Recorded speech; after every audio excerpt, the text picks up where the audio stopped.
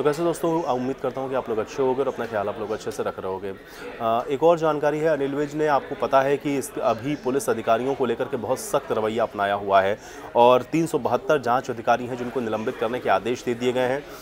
हालांकि कई जगहों पर आपने देखा है कि इसको एग्जीक्यूट भी करने की जो प्रक्रिया है वो शुरू हो गई है। गुरुग्राम के अंदर या फिर आप अगर इसी तरह से देखें और भी कई ऐसे ज़िले हैं जहां पर ये जो कार्रवाई है वो की गई है। लेकिन कुछ जगहों पर जो निर्देश आया जिसमें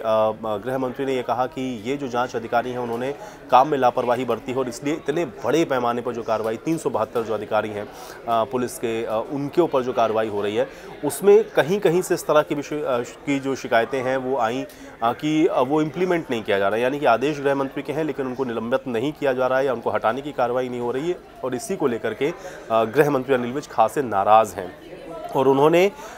ये साफ तौर पर कह दिया है कि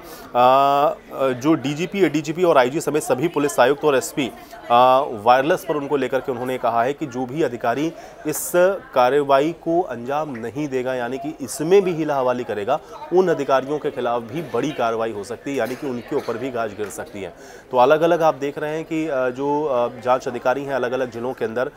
जो कि बहुत लंबे समय से इनके पास बहुत सारी शिकायतें थी, पहुँच रही थी, पेंडिंग थी, उनका निपटारा वो नहीं कर रहे थे और इसी पर संज्ञान लेते हुए अनिल विज की तरफ से बड़ी कार्रवाई की गई है और 372 पुलिस अधिकारी ऐसे हैं जिनको निलंबित करने की कार्रवाई की जा रही है। इसमें तमाम